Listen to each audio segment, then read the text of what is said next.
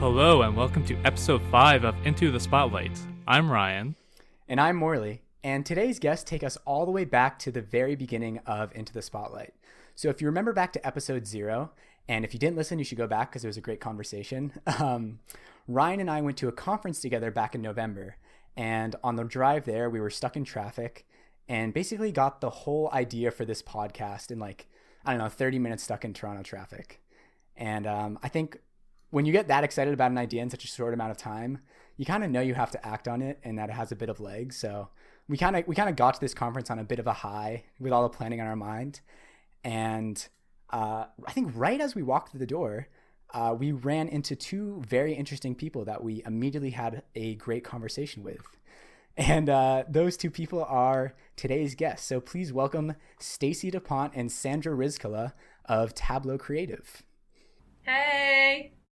Hey guys, thanks so much for coming on. It's funny, we actually only met once for about half an hour, but it's really cool that you're kind of on the podcast and you were there for the impetus of it, even if you didn't know at the time. Yeah, I had no idea, but it's a pleasure and thank you so much for having us. We've come full circle now. It's funny because I remember when we first met you guys, me and Morley were trying to figure out the name of the podcast. We're like, what's the name? We gotta have a good name to this. Has to find a good ring to it. And how did you come up with the name? We were in the car stuck in traffic, Toronto traffic, because all great ideas come from when you're stuck in traffic, of course. So we were trying to figure out, we wanted to be about, putting people's attention on different types of creators and artists from all different types of backgrounds. So then we came up with this idea of if we just if we're putting attention on them, it's like putting a spotlight on someone. So that's why we thought, okay, let's have a show that's devoted to putting a spotlight on cool, awesome, interesting individuals from all walks of life and learning about what they do, no matter what it is that they do, as long as they're passionate about it. I think we had 3 original ideas, and I think the second was out of the spotlight. Yes. And we're like, no, wait a second, into the spotlight. That's way better. Exactly. I can't remember what the first one was. I don't remember either. Well, I don't know. Maybe it's not a bad thing since we didn't go forward with it, but yeah, I'm happy with where we are now. Yeah, me too, for sure. And turned out to be a good looking logo as well. So yeah, nice job. Little pat on your back. Hey, I spent a lot of lunch hours on that logo. Nice. Amazing. It's beautiful. So, Thank Sandra you. and Stacie, if you guys wouldn't mind, would you mind telling the audience a bit about what it is that you guys do and how you met? Because the conversation we had in, 20 minutes or so at this conference, it sounds like you guys have a super interesting story. I'm really interested to hear it, from the beginning, how you started this creative agency and your backgrounds and everything else. Yeah. Do you want to start? Should I start? You can go ahead. Where we met, we actually went to the same high school in Mississauga. Though we weren't really friends at the time, we kind of admired each other from afar because we were the two outcast weirdo MySpace scene girls with the full-on mullets and everything. So we were always kind of, unique individuals, if you will. And we've always taken an interest in a lot of different art forms. So I was doing photography straight out of the womb, basically. I always had a disposable camera on me. I started learning how to code when I was a kid too. I was about 10 years old, and those two loves kind of just came together and were my professional pursuits for a while. So I studied web development in college, and I was a front-end web developer for about 7 years before I decided to quit my day job and freelance, which was... I had been freelancing before, but it was never something that I relied on as my sole source of income. So it was a little intimidating. And then Sandra just happened to quit her job around a few weeks after.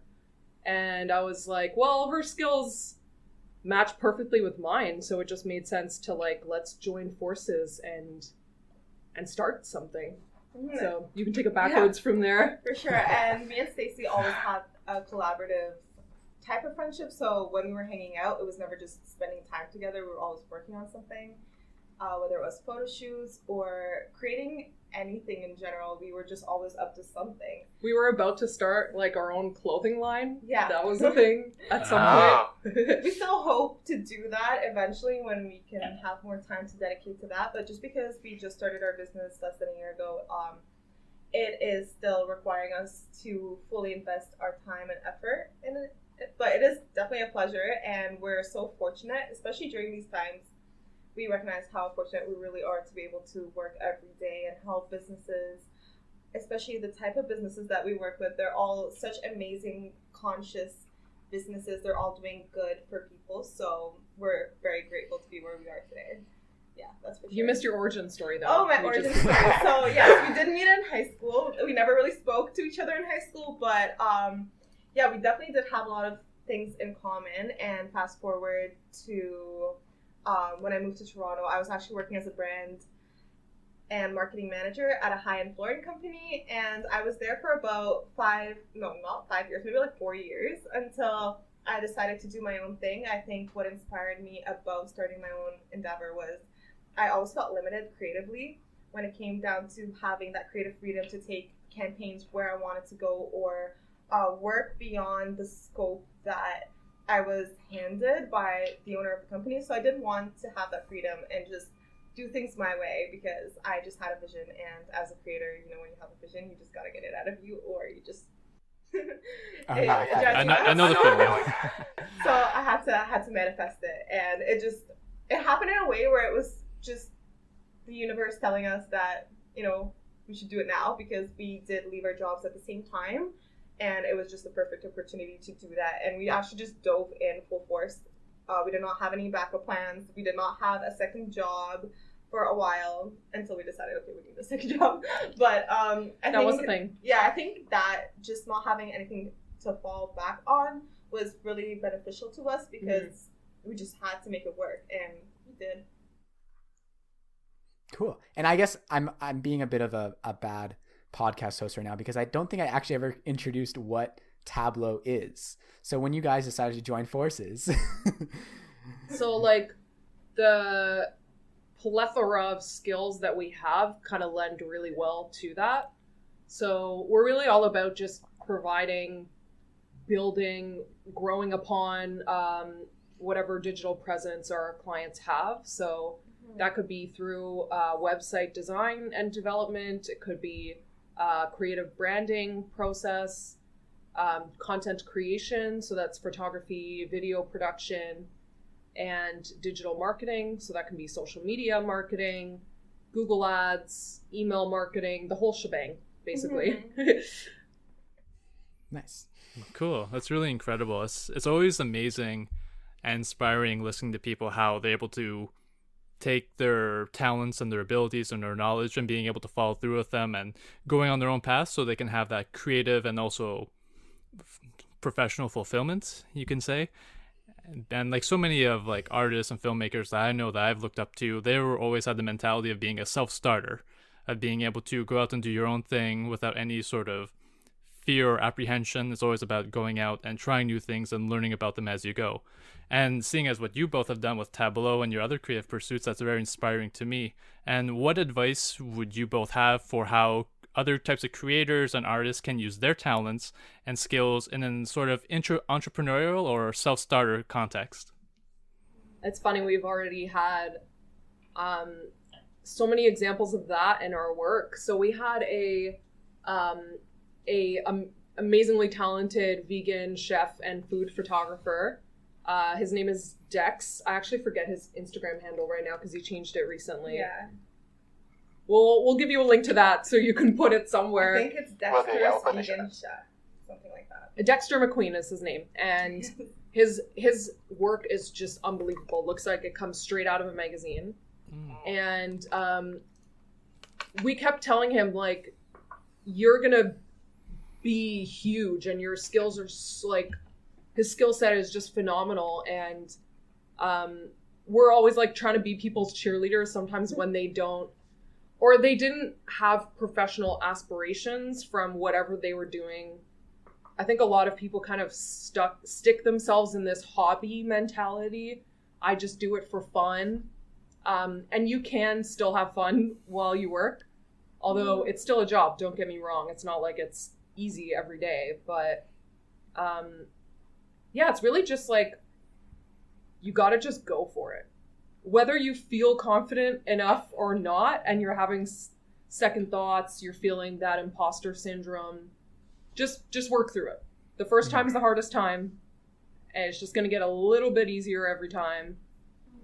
That's what I would say. I don't know. Yeah, and it's always harder doing the things that you don't love and that you're not passionate about, and always having that thought in your head, what if I did pursue my true passion?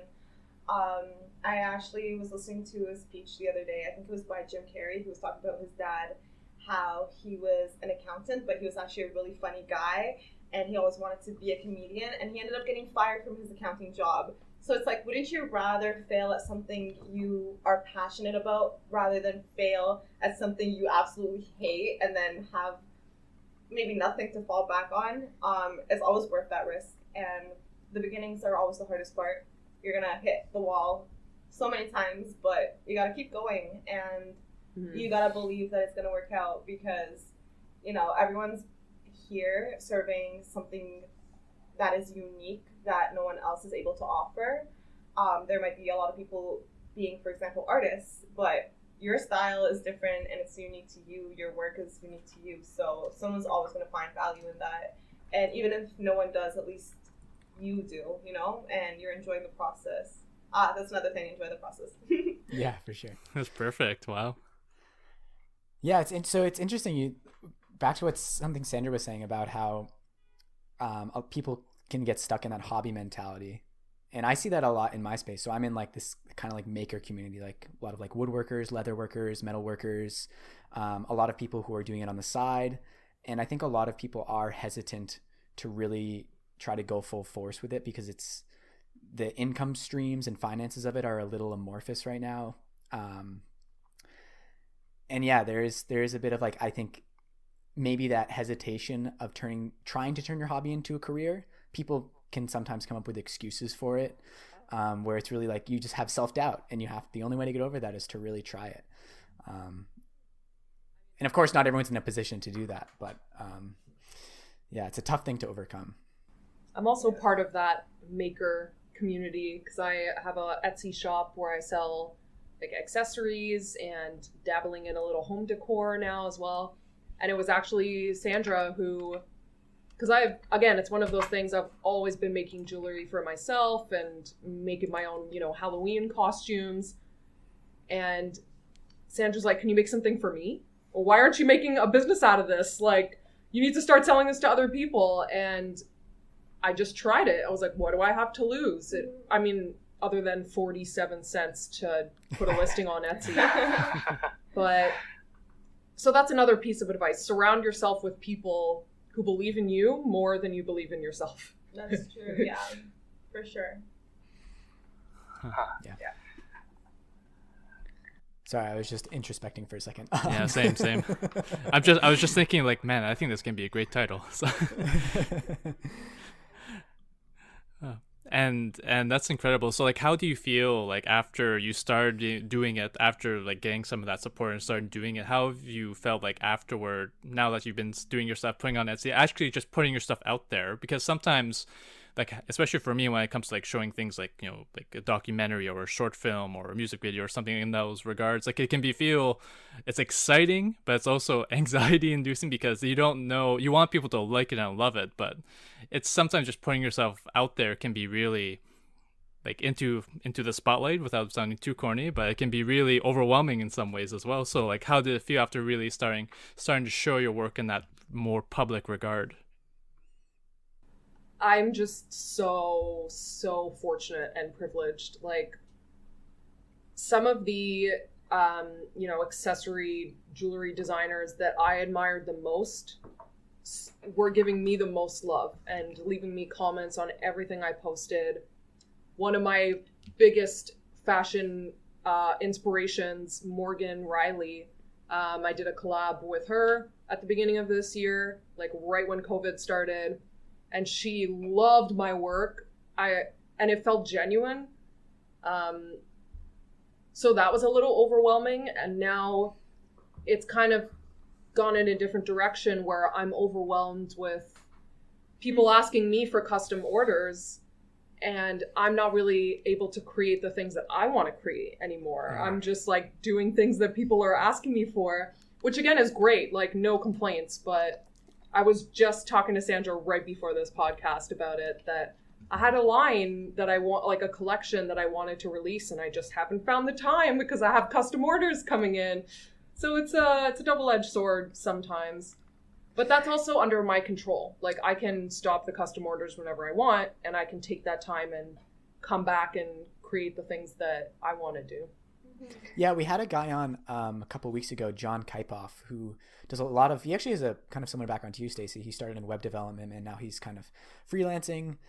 And I think he got a lot of custom orders as well and was kind of overwhelmed by it. And it seems like it can be, once you start getting all those orders, it's really exciting. But he's like, I have no time for what I want to do now. So he kind of, his philosophy now is like one for me, one for them, which I do like as well. I kind of have that in the back of my head now. It really sounds like a platitude, but those little like heuristics where you can kind of fall back on when you're in like a decision-making mode can be super helpful. That's a really good thing to keep in mind. Yeah. You do it with your art too. Yes, because I'm an artist. I paint and I do a lot of commission work, and I was doing a lot of commission work before, but after I started my own business, I kind of put that to the sideline. And I try to paint when I can, but the thing about me and painting, I don't know if it's the same for all artists, but I can't just sit down and paint for 2 hours, because once I start, I can't drop the brush. But then I also have to keep in mind that I have to be up early in the morning to start working. And just having that as, you know, a timeline in terms of how long I can do it for, it gets in the way of me freely creating. So I have not been creating or painting as much as I would love to. So that's something I'm actually just working on. I'm figuring out a way to manage my time better, so that I'm able to dedicate time to my painting as well as Tablo Creative. So I will make it happen. I just gotta figure out how. Without the sleep deprivation? Yeah, because I don't sleep. But it's all worth it. It's funny because like I'm in the same boat. There's so many nights where I said, okay, I'm gonna go to bed by this time so I can wake up and start early, and next thing you know, I'm like writing or editing a video or a podcast at like 2 in the morning. It just happens all the time. It's not something you can avoid. I think sometimes, like, I don't know, I usually get really productive at night. Like once you're in that sort of creative mindset, in that zone, your focus, it's hard to stop. Like it's like you need something to kind of like physically, okay, enough's enough. And it's interesting how you mentioned, because like you're doing a lot of this interesting and amazing marketing and creative work for Tableau, and I was wondering, like, how do you balance both your creativity for your business as well as for your own personal projects? Do you find it's difficult trying to find the time and energy trying to balance both? How do you do it? I'm gonna let you start. I personally, I'm not complaining, because I feel like the work that I do for my clients are in a way me just creating, and I feel as though that's what I intended to do when I first, you know, joined forces with Stacie and started Tableau, because when I lacked creative freedom at work, it just felt like work. And now that I'm doing it and I have full control over creativity and I'm doing the things that I love and I can actually choose what to do, it allows me to still feel that fulfillment but not feel like I'm lacking anything. Of course, painting is different. I have pieces hanging on my wall staring at me, waiting for me to get back to them. And yeah, that does, you know, I have that itch to paint, but when I'm working, I don't feel like I'm not creating. I don't feel like I'm working. I feel like, yeah, I am working, but I'm loving it, you know? I'm really passionate. It's such a weird mentality that we have, that like, oh, it doesn't feel like work if we're enjoying it. Does that mean work intrinsically has to be miserable? Like, that's how society makes it feel. When people are like, I'm going to work, they wake up and they get dressed and they leave, they come back, I'm tired. And I was there, so I get that, you know? But it is a stigma that work is work, you know? Yeah. Well, I mean, in the past 20 years, as kind of like individual entrepreneurship is more accessible than it has been, at least in especially with the internet. People, I think, have started to realize that. And I think if if anything, COVID has made people realize that more. Like working does not have to look like working used to, and it's really shaken up what a workday could look like. So, I mean, if we get anything out of this, I think it might be that the traditional workday is a little gone. Yeah, Ryan, to answer your question, like I don't have people won't be satisfied with this answer, but I'm a very type A personality. For those of you who are listening to the podcast, I have this wall of sticky notes behind me. Looking at that. We also use like a project management software, and I also write to-do lists on paper every day. Like I'm going to set aside half an hour for yoga and meditation, and I have to eat at these times every day. If I don't stick to a very specific schedule, I get very irritable. So that's just the way I have to function. That's the way I've like always been since I was a kid with my little agenda. So for me, like time management is almost an obsession, but it's habitual. So it's kind of easy for me. No, for sure. And it's clear that everyone's different, that everyone's like, lifestyle and the way they approach their creativity is always different. So it's interesting hearing different types of perspectives in that way too. Yeah, it's something I've kind of struggled with recently because my girlfriend and I almost work opposite schedules now, in that she's working from like 1 p.m. to 9 p.m. and I'm working from home but feel very productive in the mornings. So I have to be like super intentional about like setting aside, because I might get up at 7, like have breakfast and then really just want to go. And she can tell like when we're having breakfast, I'm kind of like starting to like edge away and do my own thing. So like we've just gotten like super intentional about setting aside times in the morning where we like go for a walk. And it's literally impossible for me to like look over to the other side of the room and want to start working on something. It's tough, yeah, like because it would be a lot easier if we both had the same schedule, but I don't think it's necessary because Sandra and I'm like you, Morley. I'm a morning person, and Sandra's like you, Ryan. She's the most creative late at night. They're like us. We're mirror images of each other. You're a Morley and I'm a Ryan. Yeah, I think there's a stereotype that a lot of creative people and artists like work best at night, but it's just, different strokes, different folks. We all, it's just about identifying when you feel most productive and most in the zone and just work with that. But that's the luxury of having the flexibility of working on your own schedule. You get to choose. For sure. And that's something that has been a huge help for me recently, is trying to identify those parts of the day when I feel productive in different ways. I feel like I'm just chock full of platitudes today, but someone recently told me, is like, one big productivity thing for him has been, if he doesn't want to be doing something, oh my God, this sounds so stupid. If he doesn't want to be doing something, he doesn't do that thing. He only does the thing he wants to do in that moment.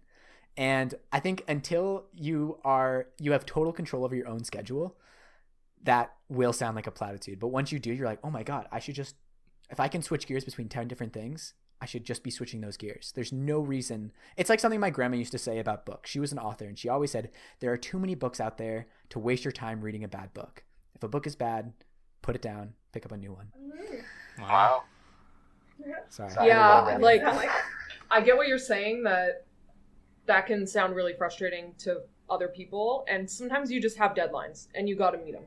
Yeah. But sometimes I just really am not into what it is that I'm doing, and cleaning my windows seems like a very productive use of my time right now, so I just get up and do it. And I'll thank myself for it later, because at least I got it done, right? Right. But yeah, I think a lot of folks that are working from home now who didn't before are seeing that they have a little more flexibility or control over their schedule.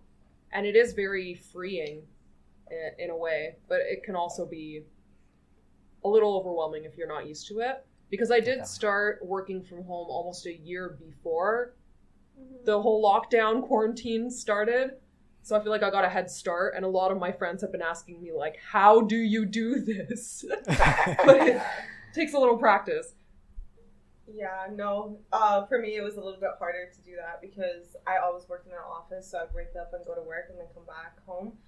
and just have my own time. But I think working with Stacie, really it's like an anchor for me in a way. Now I'm able to do that more. I wake up every morning and I, dedicate the time that I need to work. Before it was more like my work day will drag on to the middle of the night, even like overnight. And then, so for me, it wasn't as easy to be able to do that, but now I'm able to get a better hang of it. I feel like once you do something for a while, you train your brain, you start to reprogram it in a way where you're able to do certain things that you weren't able to do before.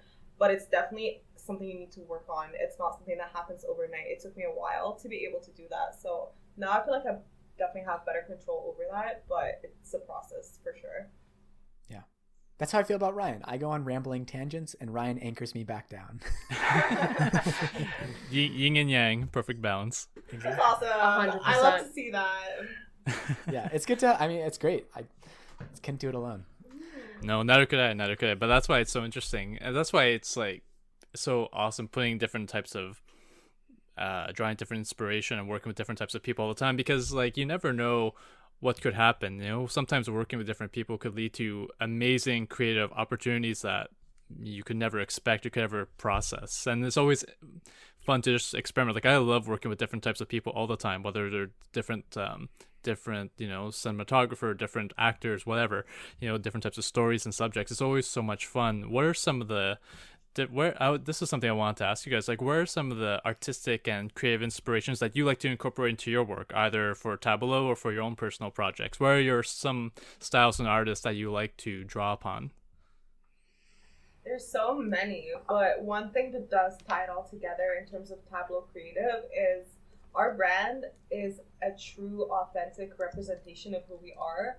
I mean, we haven't really invested as much time into branding as we should, even though we're a creative agency. We just let things speak for themselves. And it's interesting because the people that do come across us, they are able to distinguish who we are and what we're like without us even having to set that tone. We just be, and we're very passionate about the environment. We are very passionate about conscious businesses and sustainability. And that's something that we intended to focus on as a niche when we first started Tableau. However, starting a business and then having a niche right away when you're looking for clients, when that's your bread and butter, it was not really something that we were advised to do. And then somehow, magically, the universe responded to us.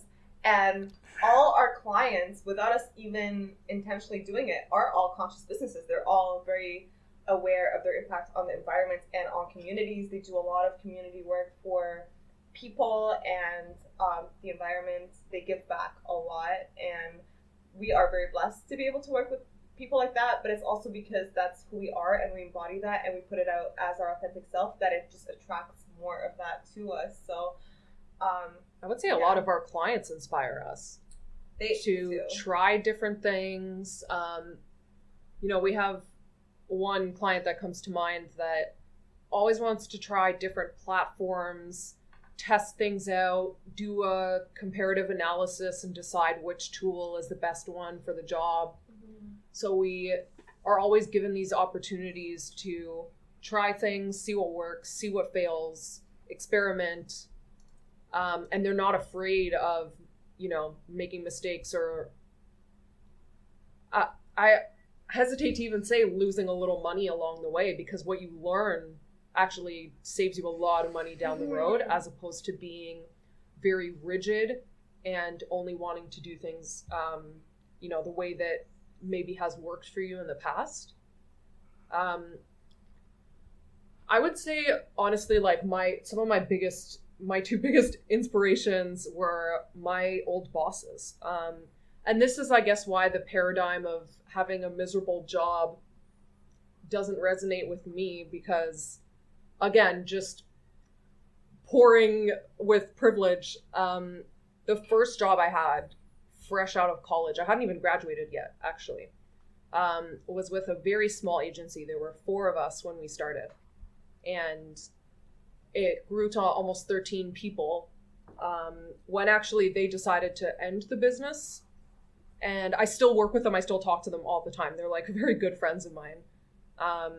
So I learned a lot about how to run a business, how I got to see the mistakes that were being made. And we made a lot of mistakes, but I learned so much.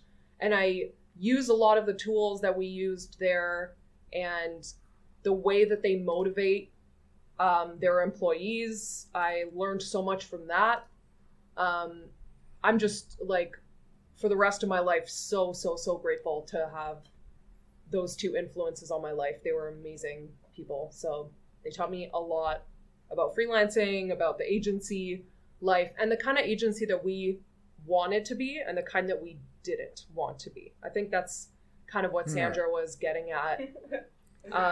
That's, we've had, we've worked with, I guess, like consultants, search engine optimization consultants and other digital marketing agencies that just gave us horrible experiences, for a plethora of reasons. Again, they might have been rigid in their practices or just not communicative enough. And that's something that is very, very, very important to us, just keeping open communication and just being like real, like not using, especially in the web world and digital marketing, there's so much jargon, and we never want to make people feel intimidated or confused. They don't know what the contract they're signing says. That's something that we feel really strongly about. So we'll take a month if we have to before we start a relationship with a client, though we're actually building that relationship the whole time, by just educating, informing where we can, and trying to also create an environment where people feel comfortable asking questions. Because sometimes people, again, if you're starting a business, you might feel a little bit of imposter syndrome. You don't really feel confident in yourself. So you might be afraid to ask questions. So we just try to break those barriers down, just keep it super real. And we say we're professional, but we're informal. You're just like talking to people, and we'll work through things together. So you guys, how long have you been doing Tableau as like in a collaboration? We started working on Tableau as an idea in September when we left our jobs, but we actually were working on not just the branding, the website, building that, and setting up some things for operation, the systems that we use and all that. So that took us maybe 2 or 3 months. And then we actually launched Tableau on New Year's. We spent New Year's Eve together, and that was the night that we just launched everything. That's so awesome. January 1st was when we did it. And so the majority of the business has been kind of during like a very challenging time to start a new business. So like, I mean, I'm sure this didn't really start how you expected, right? I mean, when you had this idea in September, there's no way you could have seen this coming. No, and we were in discussion with a lot of different people before COVID, and everyone had to put everything on hold. So we lost a lot of deals during that time. However, during that time, our businesses were more needed, or our service was more needed than ever. And the clients that were already signed up with us, they needed a lot more things. So in that time, we were actively working. And it was definitely a challenge, not only because it was COVID, it was something that no one's ever faced before, having everything shut down. And then for us, it was, okay, scratch out all the plans that we had set out in the beginning of the contractual agreement to now we have to just be proactive and act fast. And how are we going to make this work? So it was a challenge.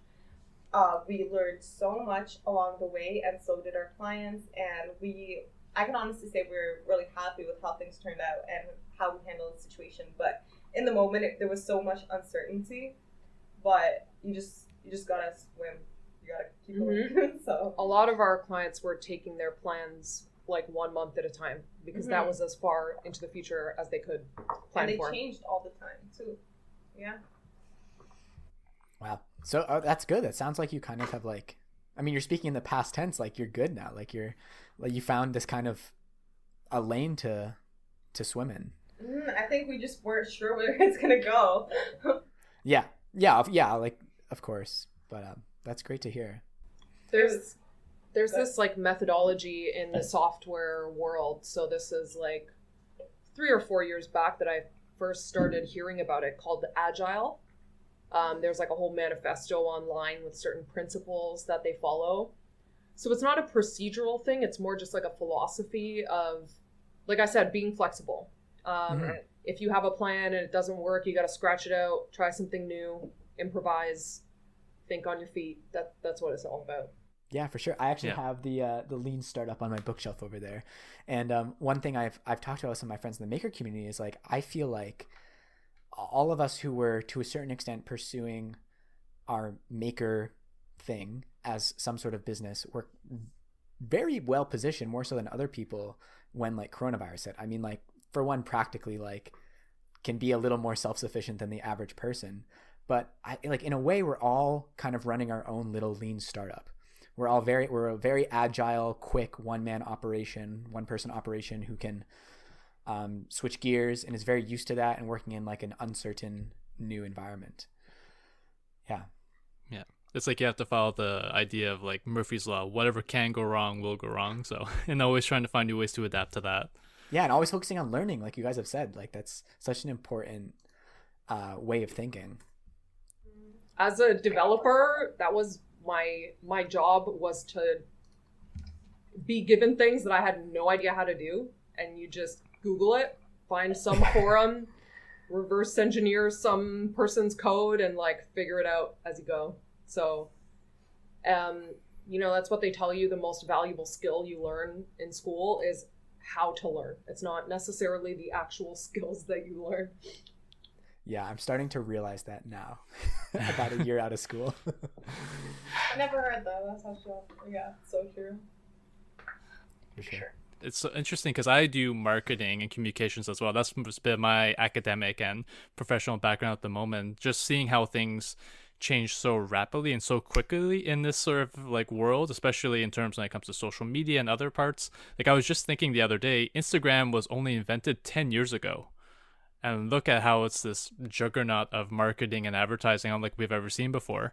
So I was wondering, like, what are some of the, how do you find it kind of challenging to keep up with the constantly changing trends for platforms for marketing, whether it's like, social media or like SEO or web development or content creation, and developing new strategies for each one and for different clients who may or may not see the value in different types of approaches? Because even for me, like, I learned that I love web design. I can do web design all day now. It's so much fun to do. But so yeah, just what are some of your thoughts on that? You just opened a whole can of worms there. Like, which? Let's do it. Let's dive in. Let's do it. Let's go down that rabbit hole. What direction could I go into? Oh my goodness. It used to be like my LinkedIn bio, like committed to lifelong learning, because that's just the way it is. I mean, really, you got to just take it one day at a time. That's the biggest thing. Like. And I have worked with a charity called Ladies Learning Code for almost 6 years now. I was teaching with them, and I built a little bit of curriculum with them too. But they're for total beginners. Every workshop is we assume that you know how to write an email, and that's about it. And we'll teach you how to build a website in 6 hours. So obviously it's not perfect by the time the 6 hours is done, but the approach I really take is you don't have to be an expert. You don't have to get everything at once. I am a very slow learner. I'm actually studying for my G1 right now. And for the non-Canadian listeners, that's like your first driver's license, right? It's the written test before you're allowed to step into a vehicle. Right. And yeah, it takes me a long time, but you just keep practicing over and over again. So it's really, imagine you're like on a river, to come with the platitudes here again. You're like, there's many stepping stones. You really got to just, sometimes looking at the big picture is gonna make you feel defeated, but you gotta just look at the step that's right in front of you. So if it's learning about a new tool or a new social media platform or new piece of software, you don't have to be great at it at first. It's just one step at a time. And there's so many resources out there these days to learn any skill you want. You just have to be committed to it. It just takes a lot of time. Yeah, and to add on to that, I think it's important to be open to trying new things, because right now there's a lot of different platforms that are emerging and each one can serve a different purpose. So as long as you're working with people that are willing to experiment, which we're fortunate to have, then just take those opportunity and really dabble in different things to see what works best, because everything does change every day and you'll never know if you don't try. So yeah. Cool. Neat. As the sole person who probably has the least amount of feet in the marketing and branding worlds, do you think there's certain things that like a lot of people, or that most people, misunderstand about marketing and branding as a whole? Like, is there a lot of like knowledge gaps that you guys feel you have to breach? Yes. Yeah. I think the main thing is they don't understand, or a lot of people don't, they're just in such a rush to get things off the ground. They want to skip steps that are actually very important. When it comes down to branding especially, there's a lot of different parts that build the whole foundation. So you need to pay extra attention to all these different steps in order to build that foundation, because everything that follows will play off of that brand you did build. So, I do understand that, getting a business off the ground, we're all excited and we do want to do it as fast as possible, but sometimes that's not the case, because you need to take, greatness does not happen overnight. And you need to take your time to build things and focus on every small detail, because all that work needs to be done in the beginning, and then you get the ball rolling, you're going to be rolling. That's fine. But you need to invest that time, especially in the beginning, to build that foundation up. So that's one thing in terms of branding. And then in terms of marketing as well, I think it all definitely does play off of the same, not issue, but more challenge and hurdle, because everyone needs to be on the same page if you're working with a team, and you need to go at the same pace. And if everyone has their own specialty, we gotta really, let them do their thing and take their time with it if we want a good product to come out of it. So that is what I have to say. Mm-hmm. And I think also trying to take other people's perspectives in mind, because when you're starting a business, it's your baby, and it feels like sometimes people equate their brand a little too much with themselves as an individual, but they need to think about or consider where this business is going to go. Are you going to grow your team? Are you going to have, people with different responsibilities? How are you going to delegate those responsibilities? So if it's just starting with you today, that's not, that might not be where your aspirations are for the future. So developing a brand and setting a tone of voice, are you a bank? Then you probably want something more, you want your brand to evoke a sense of trust. If you're creating, toys for kids, you want to be kind of playful and whimsical. So you need to establish that tone of voice. That's a big part of the branding process as well. People focus on the visuals a lot. They think it's just like a logo and some colors, but it's more like, what is your mission? What are your values? And when your team grows, how do you transfer that, that voice, that personality to the rest of your team? And yeah, sometimes people come to us thinking that the website is the most important thing. But if you don't have a brand established first, you really can't design a good website, or if anything, you'll have to redesign it again later. So a lot of times what we try to establish a relationship of trust so that people can feel comfortable, again, giving their baby to us. Yeah. But remembering that, and I'm sure, Morley, you understand this as a maker too, you're not just making things for you. And sometimes you kind of get stuck in your own perspective and you forget who your target audience is and how different messages are going to resonate with different people. So once we have that trust, we can kind of bounce ideas off each other and collaborate and see this thing to fruition. Yeah, it's really easy just to get tunnel vision and kind of forget that there are other people that are involved. I feel like it's only after a couple years of making videos and kind of showing people my process that I'm now really getting strategic and thinking about like, okay, why is someone coming to this video and what might they get out of it and how might they get that out of it? And it's just being able to step outside and not be so precious about your baby. That's another platitude. This is an episode of platitudes. That's really helped me as well. It's just like, don't be so precious about it.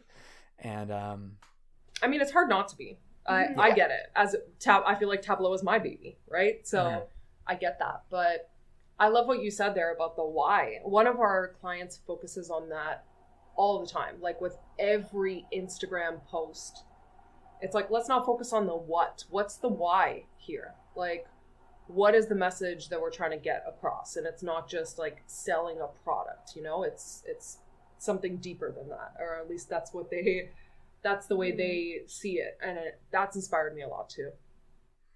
And it's so true what you mentioned about how a brand's not just about being a fancy logo or a bunch of graphics. It's really about the core identity and how you're being able to communicate that authentically and honestly.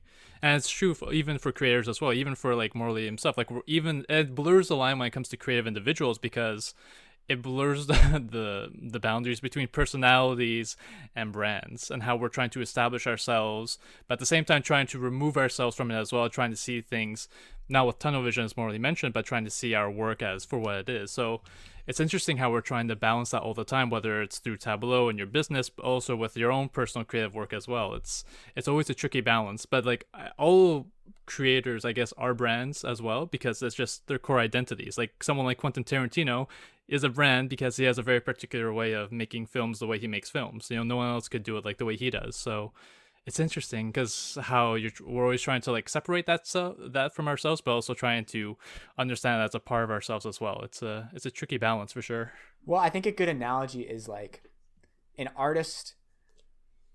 Like I feel like if you went 100% the artist route and forgot about the viewer in any extent, you might work in a painting in a room with no windows for 20 years and never show it to anyone. But at a certain point, like you have to show that painting to someone, right? Living in this influencer culture, people are kind of obsessed with their personal brand. I feel like anyways, there's a total lack of authenticity there. And sometimes the people who are the best at branding are not the best individuals. I don't know. I might be getting like really obscure here, but some of the artists that I appreciate the most, like a band, Fugazi, just did not give I can't curse on this show, about what other people thought of them. And they would turn down record deals all the time, and they refused to move on their song titles. They refused to sell merch. But, 20 years later, they've left such a legacy on the punk genre. So I think, and they certainly didn't, they were not rich people by any means, right? But I don't measure success monetarily. So for me, it's if you're leaving an influence on people, if you want to create your art and you don't care about what people think about your art, go for it. I appreciate it. I'm here for it. Get that money. For sure. Exactly. No, I think, I don't know if you explicitly said it, but like just talking about authenticity, and people it's amazing how we have such a gauge for authenticity. Like you can tell when it's there. You might not care if it's there for a certain Instagram influencer or whatever, but if you really care about the brand and having a impact on people, like authenticity is so important. And I'm guessing that's something that you guys are really trying to inject into a business, is getting that authenticity out to the people that might patronize the business. Yeah, it's definitely something that can be felt for sure.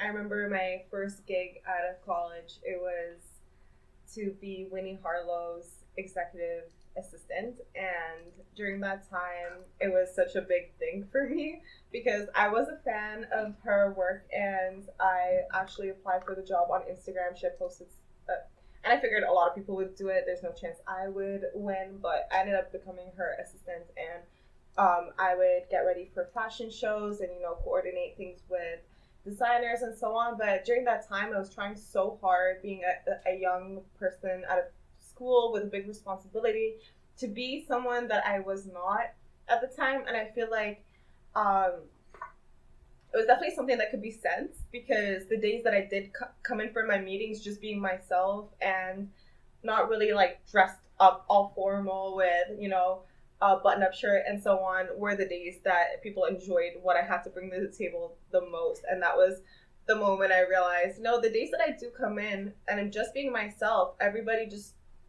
wants to hear what I have to say, and they take me more seriously. But like the days that I don't feel comfortable because I'm trying to be someone that I'm not are those days where I feel like I'm not perceived as authentic as I should. And that was really a pivotal point for me, because that's a mental note that I took and applied for the rest of my life. There was since then I never really tried to be someone I'm not. If anything, I just was myself unapologetically, and whether people thought it was appropriate or not, I definitely have no regrets. So that is something I definitely would want to highlight in this podcast for anyone who's listening.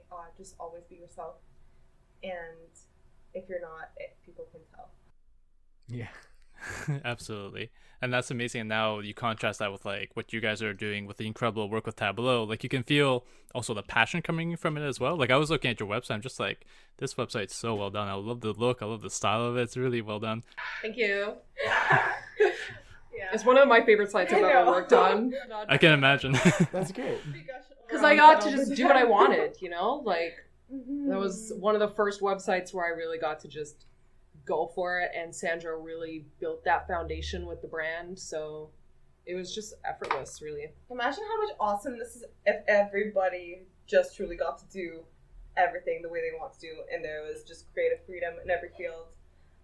Just imagine what would come out of that, Yeah, I mean, I think it's tough. I think some people do like a certain amount of structure, and not everyone has the same level of like internal creative motivation. Some people are more into making other people's visions kind of come a reality. But it's tough. Like I definitely relate to feeling out of place, and I think I just needed to go through the experience of like this past fall, I was at a job where I just shouldn't have been, but I would never have known that until I got into that job and was like, why am I sitting at my desk just like shaking my leg and feeling like almost paralyzed? And I didn't, like in hindsight, it's so easy to look back and be like, I shouldn't have taken that job. But no, I kind of needed to. There's no way you would have known. Yeah. Yeah, and it just goes to show that all experiences are valuable, because you're always learning about something, and even if it's a bad experience, it's still a good experience in the sense that you learn something. You understand a better part of yourself, and you know in your heart what you should be doing, and whatever path you choose to go down, that will give you that sense of fulfillment. I think everyone has to go through that, especially creative types as well. Yeah, that's something I really struggle with is anytime I find a better way to do something, my first reaction is like, oh, I wish I did this sooner, because then I could have avoided all this annoyance in the past. And I don't know, it's not a great way of thinking, because you're right, like all experiences are valuable. And I can assure you, you're not the only one who's thought that. Yes, yeah. For sure. I do that all the time. It's just the getting started is always the hardest part, and just do it. It's kind of cliche, but just do it. All right. Well, with just do it, I think that's a good point to segue. to our next segment of the show, which is what we are putting into the spotlight this week. So I don't know, Ryan, did you want to kick that off? Absolutely. Just let me finish my swig of water. Sorry, I should have been looking at the Zoom call. It's okay. All this talk of inspiration is getting me dehydrated. All right, so for my Into the Spotlight this week, I wanted to put the focus on the television show Mad Men. It's one of my favorite television shows, and I think it's one of the best television series of all time because it examines just how flawed individuals can be, how people are always hiding different parts of their lives, how they're always presenting one side of their life publicly and always hiding their true selves to to their own personal lives. And you see how you have that constant clash between public and private personas. But also, it's also a fascinating examination of the cultural events of America from 1959 all the way up to 1970 and all the massive changes that come through that, how it examines the rampant sexism and racism and all the other horrific elements of that time period. But the reason I want to put a spotlight for this episode is simply because of how it deals with advertising, with marketing, with messaging. Because if you want to learn a lot about how marketing and advertising and copywriting, it's such an interesting show because you see how all of these ideas for big brands and businesses, all the messaging that we're bombarded with today, there's a lot of parallels and inspiration that comes from that show. How it takes marketing campaigns from, say, Lucky Strike cigarettes to selling, Heinz ketchup to cars to airplanes, everything else. How sex is used as an advertising tool. It's so interesting to learn about this. There's also an interesting parallel to social media now, because there's a character on the show who talks about we should put advertisements on television, and all the old executives look at him as if he's crazy. Why would we put ads on television? And as it becomes bigger and bigger, you see how that evolves. So if you want to see how big advertising plays a role in our society, it's an interesting show to watch, how these people come up with ideas to sell an idea, an emotion, and a sense of feeling rather than the product itself. It's really amazing how it does that. Yeah. I need to rewatch it. It's been a while. Never seen it, so I will definitely watch it. It's pretty good. It's pretty good. Right up our alley. Mm-hmm. Yeah.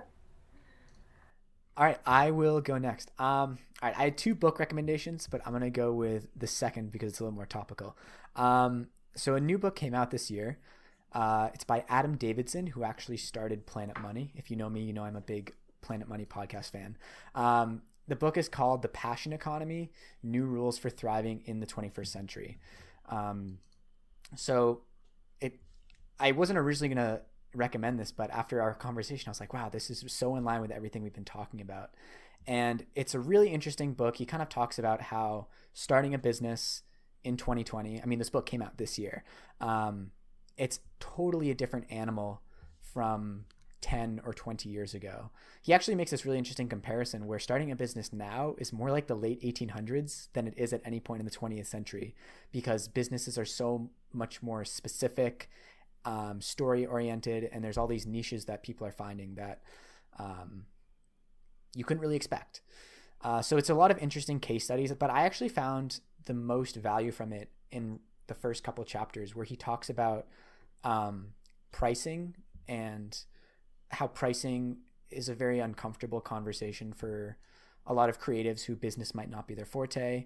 But if you really make it a conversation and really try to dive into the value that you're creating and not focus on I should be charging 3 times material, or I should be charging this ambiguous hourly rate, it can really alleviate the pressure. And I honestly think just that first few chapters is reason enough to take a look at this book. But it's really interesting. They do case studies on I don't know, this chocolate company in Brooklyn that's this guy was really frustrated with how bad Snickers bars are. He's like, no, we need a good candy bar. Or this person who is making farming equipment for the Amish community in the Midwest because no one else was serving this niche, which is something you might think is not a modern day business, but it is. So it's really interesting. Yeah, I would recommend it for anyone who is going out on their own, who is turning their creative pursuit into a hobby. It was definitely a valuable read for me. I love that. I forget this is a podcast, so people, when Morley was talking about creatives not knowing how to price themselves, Sandra and I were nodding very hard. It's like the question, what's your rate triggers PTSD. Yeah. Yeah. Yeah, it's tough, but it's a process. Sandra, Stacie, what about you? I was totally not prepared for this, and I'm really sorry if you had sent me this question and I overlooked it. I don't know if you have one in mind. I do. Okay, you go first. So to just fill the gap, it could be like any sort of artist that inspired you recently, any book or movie or something you saw, or someone you just think like needs a little more attention on them. Okay, so mine would be Steven Pressfield. He has a few books actually. There's The War of Art, Turning Pro, and Do the Work. They're all about facing resistance as a creative, and he speaks about how the difference between an artist who creates and an artist, and this could be applied to business, it could be applied to anything, really. The differentiator between being that and a pro is that you have to face resistance and overcome it because, you know, people are relying on you and you have something to deliver. So it just breaks down what resistance is, and really helps you gain a perspective on how to approach it and how to overcome it and how to just do it no matter how hard it is, because that's what you got to do. So he has a bunch of books on resistance, and I feel like I face it a lot, to be honest. I face it when I'm about to do something important, something I value a lot, and I feel like a lot of people can relate to that just because some more than others, but when you truly value something a lot and you're facing it, it is a little bit scary, but you just gotta do it. You gotta just do it. Just do it. Back to what brought us here. We're in a full circle, but yeah. You're the second person to heavily recommend The War of Art to me. And it's funny, I looked it up and like it was actually kind of a hard book to find. I feel like it's not a super popular book, but the people that have recommended it to you are like, this book is so important. It's so important. And I actually ordered it online and I got 2 books by accident, so I can give you one. Oh wow. Oh, amazing. I'm definitely going to check that book out for sure. You can share it. Awesome. Read it to each other. That's super cool. Mine is definitely not art related, but he just passed away like 2 weeks ago, so it feels like a missed opportunity not to bring him up. His name is Michael Brooks. So he hosted his own podcast, The Michael Brooks Show. He was also a co-host on a show called The Majority Report. So they're both political podcasts. He is kind of unapologetically a socialist, a progressive. That's what I refer to myself as, my political philosophy. And what I loved about him so much, in contrast to, other independent media outlets or independent YouTubers who talk about politics, he didn't focus so much on America as a vacuum. He really put everything into a global context. So when we're looking at, the police brutality that's going on in America or the protests in protest against that, he really connected that to foreign policy and had such a depth of knowledge of history. He was one of those people who just like, when he read something, he absorbed it and maintained it. And it was so, and he was young too. And especially like, it wasn't COVID. It was just like a random health thing that can happen to anyone. And it kind of reminds you of your mortality in this very uncomfortable way that you really just really have to appreciate every moment that you're living in and let the people who inspire you and who motivate you and who support you know how much you appreciate them every minute that you can. So that really just like solidified that for me. So yes, just to say it again, his name is Michael Brooks. He also just released a book called Against the Web. I'm not a big fan of Amazon, so I used to buy all my books from the BMV. For anyone who's not living in Toronto, it's like a secondhand, a used bookstore. Wonderful store. And they usually get new books a little bit later than everybody else. So I have a order in, and I just kind of have to wait until a generous person donates that book so that I can get my hands on it. Actually, the website it was like an independent bookstore that was selling it. The day he died, they crashed the website, so people have been I'm sure it like sold out pretty quickly. But yeah, I would highly recommend looking into that. Cool.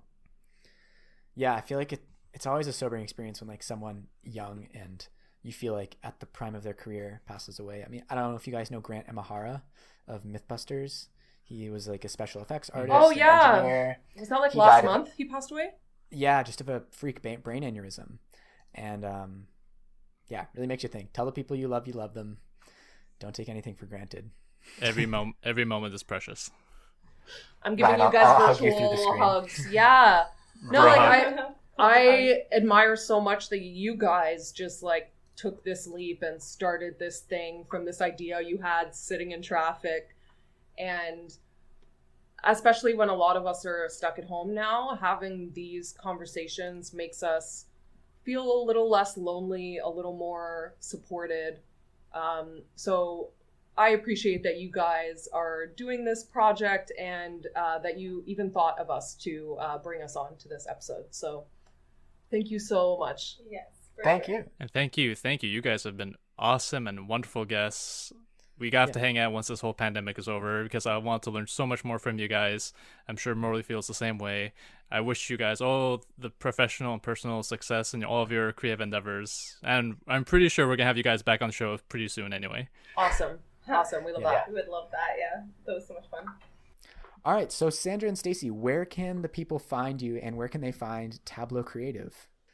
So you can follow us on Instagram at Tableau, that's Tablo Creative. You can find us on Facebook, Twitter, YouTube, all under the same name. Sorry, I was looking at the Facebook group. Oh. Sorry. So yeah, you can find us at Tablo Creative, but we also have a Facebook group. It's called the Unconventional Creatives, which is a community that we're building about being a creative that is unconventional and just being able to sustain yourself off of your passions and pursue the life that you dream of pursuing by following your dreams. So yeah, that's a group on Facebook that you can join. We try to put out interviews with people in video format at least once a month. We're trying. And Ryan and Morley here just inspired me to maybe distribute that as a podcast as well. Awesome. Yeah, I'll definitely join that. So I'll put that in the show notes, and people join that. You'll see me there. Already subscribe. Awesome. Really appreciate it. Great. You'll be able to meet a lot of other creatives as well in that group. So that's awesome. Yeah, I feel like those communities are like I've kind of tried to start some of those throughout the years, but it's tricky, and a place where actually people join on is very valuable. Well, exactly, especially for what I do with like trying to do filmmaking. Like it's a team sport. You always need people to collaborate with. So if there's anyone aspiring actor or cinematographer or editor, anyone like that, musician, I'd love to work with you. Sweet. Okay, and you can find us as a podcast at I'm forgetting. Is it Into the Spotlight Podcast on Instagram? That is the one. All right, sweet. And you can find me at Morley Kurt. And Ryan, where can people find you? People can find me on Instagram at Ry O'Connor. That is ry.oconnor. And you can find me at Twitter on wait, give me a sec. Oh yes, it's at Ryan O'Connor at 08. Nice. And we'll definitely have this written down next time. For sure. But that's why coming into the spotlight, for the unscripted rawness of it. All right, guys. Well, thank you so much for coming on. This has been a blast. Likewise. Have a great night. Thanks, everyone. Thanks for listening. Cheers. Yeah.